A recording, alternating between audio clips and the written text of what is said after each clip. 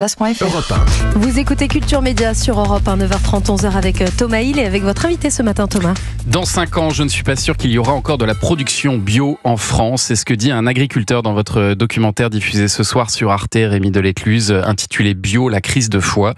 Parce que depuis quelques temps, les consommateurs achètent moins de produits bio. Les ventes sont en baisse. C'est quoi l'explication ? C'est parce que le bio est trop cher, c'est ça ? Il y a plusieurs explications. Il y a la crise économique d'abord, qui a fait que les prix augmentent et donc une partie des consommateurs revoient aussi leur manière de consommer. Ceux qui consommaient du bio ont parfois, pour certains, décidé de consommer des produits un peu moins chers. Mais aussi derrière ça, une crise de confiance. Une crise de confiance qui est liée à plusieurs éléments également.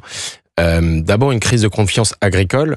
Il y a une partie des agriculteurs qui étaient convertis au bio qui ont décidé d'arrêter parce que leurs produits étaient moins bien valorisés qu'auparavant. Alors ça, c'est assez incroyable, oui, parce que c'est le cas d'ailleurs de cet agriculteur. Un producteur de céréales, voilà. En Bretagne, qui a décidé de revenir à une production conventionnelle. On appelle ça un déconverti, parce que il ne gagne pas mieux sa vie en vendant son orge bio. C'est-à-dire que l'orge conventionnelle lui serait même acheté plus cher. C'est incroyable, ça. C'est-à-dire que la chute de consommation est telle qu'aujourd'hui, on ne valorise plus les produits bio autant qu'avant. Avant, les produits bio étaient payés aux producteurs entre 20 et 30% plus cher que les produits conventionnels. Aujourd'hui, c'est moins le cas. En tout cas, dans certains secteurs d'activité comme les céréales, la chute est radicale. Et on observe, et c'est une première historique depuis une dizaine d'années, la disparition de 54 000 hectares de terres cultivables. C'est-à-dire qu'il y a en France. Donc de moins en moins d'agriculteurs qui décident de se lancer dans le bio. Et alors donc on a d'un côté des consommateurs qui trouvent les prix trop élevés et de l'autre on a des agriculteurs en bio qui ne s'y retrouvent pas. Donc forcément les regards se tournent vers ceux qui sont au milieu et notamment les grandes surfaces. Et là vous avez eu accès à des chiffres sur leur marge, Rémi Delécluse, et le résultat est très clair. Les supermarchés augmentent fortement leur marge quand le produit est bio. C'est ça. Alors, c'est une enquête qu'on a menée pendant 1 an et demi avec les équipes d'STP Production sous la direction d'Anne Charbonnel pour Arte. Ça nous a demandé pas mal de temps et notamment pour obtenir ce type d'informations. Effectivement, on a découvert que globalement, les produits bio étaient davantage margés par la grande distribution.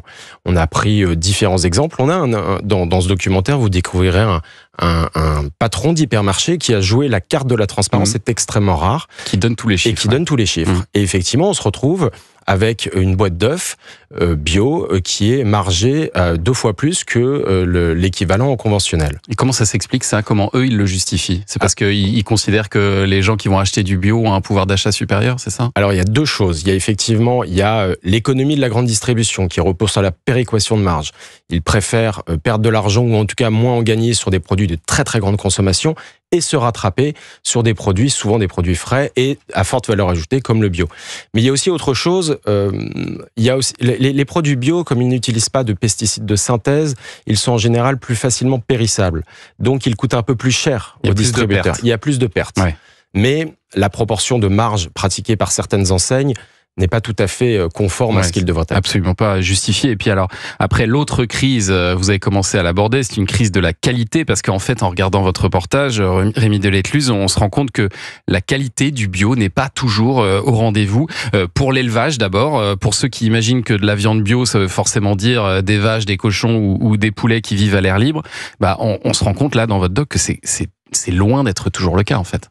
Alors, l'agriculture biologique est quand même l'agriculture la plus encadrée. La plus contrôlée et la plus encadrée, avec le plus de bénéfices en termes de bien-être animal. En revanche, on voit que pour absorber cette explosion de la consommation de ces 10 dernières années, il a fallu produire différemment. Et puis pour faire baisser les coûts aussi. Et aussi pour faire naturellement baisser les coûts. Et donc on a découvert, notamment en Allemagne, des fermes-usines où il y a 1500 vaches laitières. Et donc là, tout est automatisé. Où tout est automatisé, exactement. Il y a eu aussi un événement majeur qui s'est déroulé en 2018 au Parlement européen. Il y a eu la modification du cahier des charges bio pour justement absorber cette explosion de la demande. Une partie des acteurs du business et notamment les gros faiseurs, les gros agriculteurs ont essayé de libéraliser le cahier des charges, de le rendre moins contraignant. Par exemple, pour les poules pondeuses, enfin les poules bio, jusqu'à présent, on ne pouvait pas avoir plus de 3000 poules dans un bâtiment. Et avec la révision du cahier des charges, c'est devenu 3000 poules par compartiment dans un bâtiment. Et donc, on a pu créer plusieurs compartiments dans le même bâtiment. Et Mais ça, quel est le problème ? Parce que les gens qui nous écoutent peuvent se dire, bon bah oui, quel est le problème? On met plus de poules dans un bâtiment. Est-ce que c'est vraiment une raison de faire baisser la qualité? Ça fait pas forcément baisser la qualité du poulet derrière. Alors, ce que me rapportent les observateurs, les chercheurs, les ONG qui s'occupent du bien-être animal, c'est qu'elles ont constaté que plus les élevages étaient intensifs, plus le risque de maladie pour les animaux se propage, plus le risque aussi de blessures se propage.